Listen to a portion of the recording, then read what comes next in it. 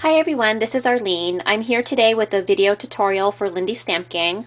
On this video, I'm going to show you how you can alter those brads that you have in your scrapbooking stash that you just never seem to use because maybe the color isn't right or maybe the design or texture isn't right for the project you're working on.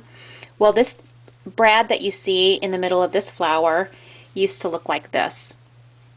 And it was just this dull blue painted well, it's not really dull, it's a little bit shiny brad. And these I picked up at Michael's, and these are from the recollection section, and they look like this. I was really drawn to these brads because of the design that they have. It's a really pretty antique looking design, but the colors just really don't work with the projects that I typically work on. So what I'm going to do on this video is show you how to alter your brads, and I have a number of them here too. Sorry, let me show these to you. So I have a number of these brads here. Like this one's silver. I usually don't go for silver on my projects. I like to stick more towards the antique looking ones like this. So I'm going to be altering a silver brad for you on this video as well as one of these blue ones. And how I do that, typically there's videos out there, if you all have searched, that show you how to alter a brad using your Versamark pad. And typically what you would do is you would dip your brad into the Versamark, and then you can sprinkle embossing powder on it and heat set it. I'm going to take it a little step further, and what I'm going to do is I'm going to use my paint daubers. And the Lindy Stamp Gang Moonglow two-toned embossing powders will set on even water. It's really cool. So I'm going to use these, and what's really cool is you got two colors coming out of the embossing powders, and you also have some of this peeking through. Also what you can do is if you don't want to use your paint daubers, you just want to use your Versamark pad or what have you, you can also use your antique gold rub and buff around the corners of the brad to give it a little bit more glow.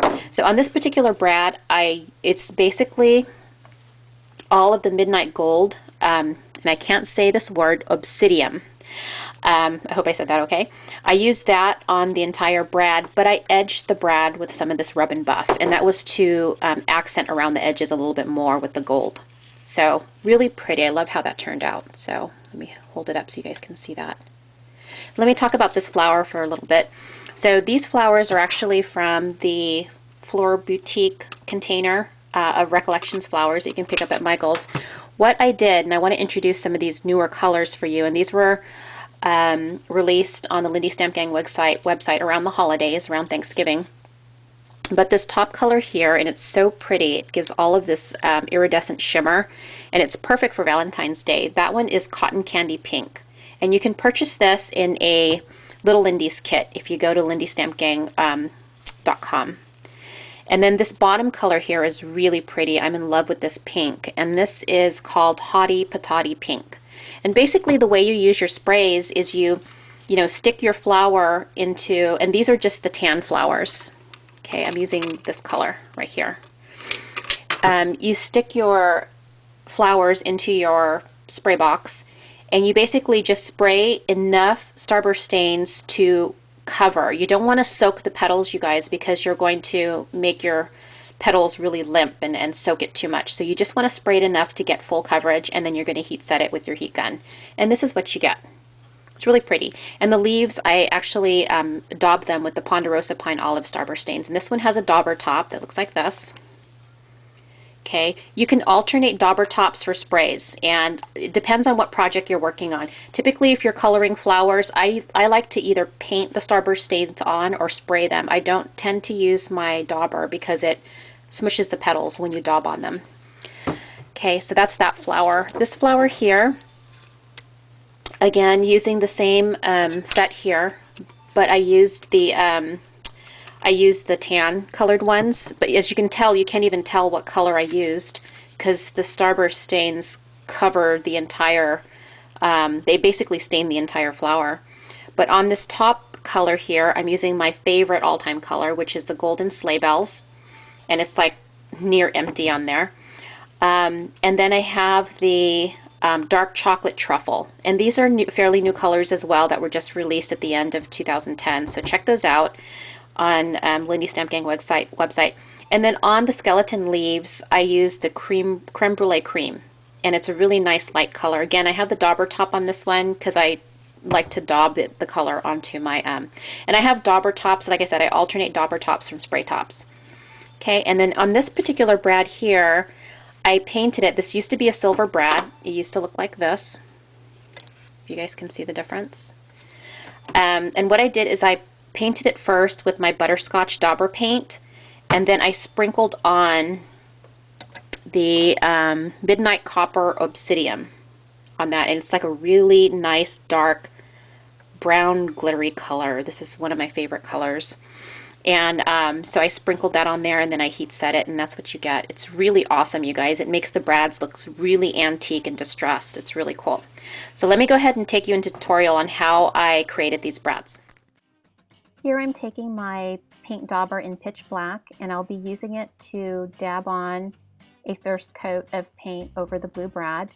And you want to make sure you work the paint into all the crevices so you don't see any of the blue.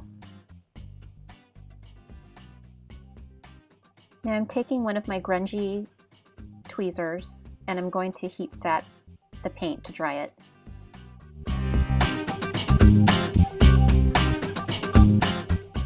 I'm daubing on my second layer of acrylic paint, and I'm going to take my tweezers and sprinkle on some of the dual-toned embossing powder in Midnight Gold Obsidian. And you want to make sure you do this when the paint's wet. Give it a nice good coat as well. Now I'm taking my heat tool and heat setting the embossing powder. Be very careful because it'll be hot to the touch after heat setting, but this is how it comes out. So pretty. The dual tone embossing powder gives you two colors, and you can do this to all of your metal embellishments, not just brads, and it's just gorgeous. Don't forget you can edge with your antique gold rub and buff.